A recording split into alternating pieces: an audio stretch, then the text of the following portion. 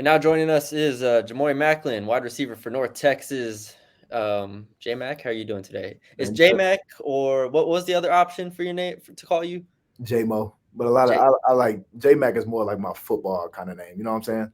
Okay, Mm. yeah, I, I we're like a J-Mac because my cousin. football Yeah, podcast, so yeah, J-Mac we'll stick with that. yeah.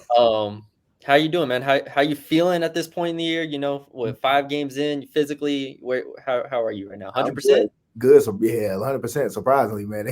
You gotta get your body right whenever you about to go on this little 8-game stretch that we're going on. So I gotta take care of my body every day. So Yeah. good. Just what has, I guess, starting off, what has this week of preparation been like for y'all now that got one AAC game in the Mhm. books as y'all tried to build for the rest of the season? Just what has this week of preparation been like so far?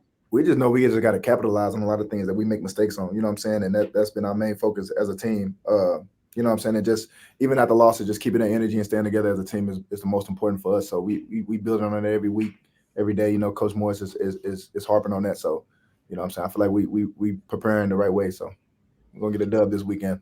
Sure. Is the feel of the team starting to come together a little bit more? Yeah, Like most just definitely. gelling? Most definitely. I feel like I said, Coach Moore does a great job keeping us together, man. That's having somebody like that as a coach because he can go totally different direction with us losing and stuff like that, but he keeps us together, man, and that helps us build confidence in ourselves and our team. And we know what we got, so we just gotta limit those mistakes that we keep making in games like that because we were supposed to easily win that game, but what I'm saying, you gotta put it past you and then just continue to build on it. So.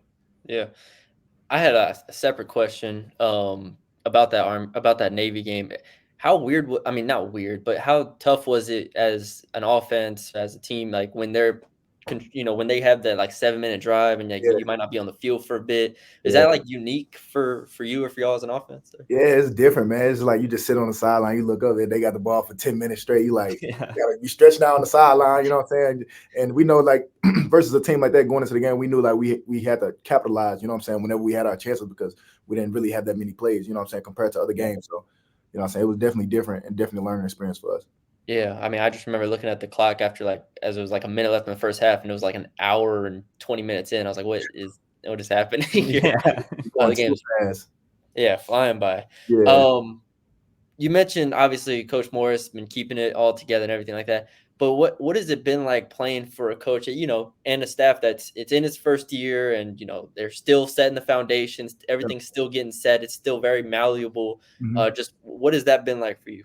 It's been pretty easy for me because when I went into college football, I had a new coach and I had to kind of adjust into new things anyway. So, he, like I said, Coach Moore has done a great job with that, setting the foundation and what we're going to be built on as a team. You know what I'm saying? And we just got to buy into what he's doing. You know what I'm saying? And I believe in his staff more than anything. So I just try to handle my job and try to keep the guys together and just do my part. You know what I'm saying? And allow the coaches be coaches and us players to be players. So.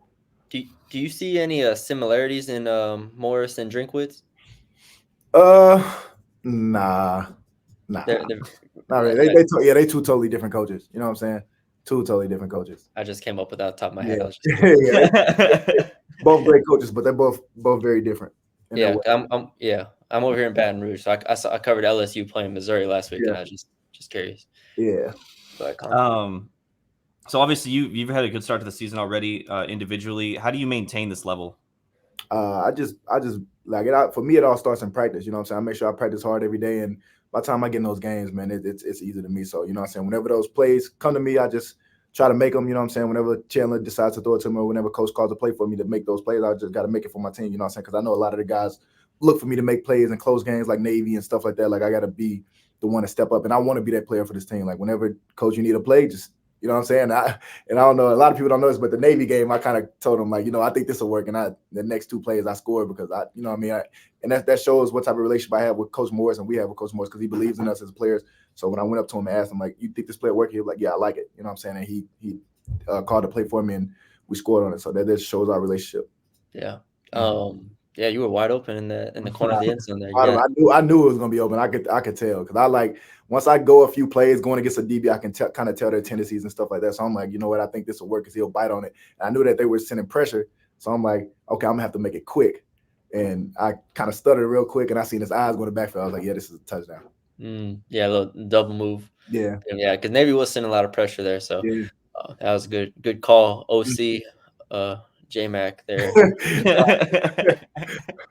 I mean, y'all's offense has been really, really good this year. Obviously, I mean, it's you, Chandler, the running backs, offensive line, like everybody's kind of figuring it out, everything. But still, how much more, how much better can y'all get? How much more is there still for y'all to sharpen as conference season continues? Yeah, we haven't even played like the best we've played. You know what I'm saying? I know we got so much more as an offense. You know what I mean? And all around with the offensive line, quarterback, receivers, we got so much more to show. And like I said, we just got to continue to build on it. And when those games come in this late stretch versus all these good teams and definitely Temple, you know what I mean? We gotta showcase that. You know what I'm saying? And just be us and play our game. Obviously, like you said earlier that you kind of know whenever you can beat somebody. How has that helped with your relationship with Chandler since the start of the season, and then how have y'all translated that to the field? Yeah, so it all started, what I'm saying, whenever he first got here, and we did a lot of working out together, a lot of routes and stuff like that. And he trusted me, what I'm saying, even though like during fall camp and stuff, I would make a lot of mistakes, I would drop balls, what I'm saying, but he still like would come to me that next time, what I'm saying, because he knows what type of player I am and I know what type of player he is. So when I look at him and I'm like, look, what I'm saying, I give him a look like it's time, what I'm saying, and that shows our relationship too as well. Like, I mean, I know he's a quarterback, he has a lot of decisions to make, but I always go to him and tell him at times like, yo, I'm open, like it's good, like look for me next time, what I'm saying, look for me, just throw it, what I'm saying, I'm gonna go get it, I'll just throw it. So what I'm saying, I try not to be in his ear so much, but during like I said, in those games, those close games, man, I'll be wanting the ball in my hands, what I'm saying. So yeah, but we got a great relationship, man. Yeah, I don't think I've ever met a receiver that has not told their quarterback that they're open. So, you feel what I'm saying? pull the Jamar Chase line and be like, I'm always bleeping open. Always. Just throw me the ball. But yeah, I mean that's pretty much all we had. I did want to ask you what it was like to see your cousin Jeremy get that in the Ring of Honor from Missouri. What that was like. That was really dope, man, seeing that. And just seeing that last name, Maclin, what I'm saying, on that was just like 10 times more, what I'm saying, surreal for me, like knowing I could, be a legend like him one day. What I'm saying? I always looked up to him. He's always been my hero. So, man, it's a blessing to see that. And I'm happy for my guy, man. And congrats to him. For sure. Yeah. All right. Anything else, Colin? Don't think so. All right.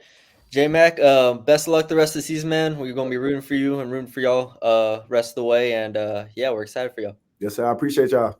Thank you.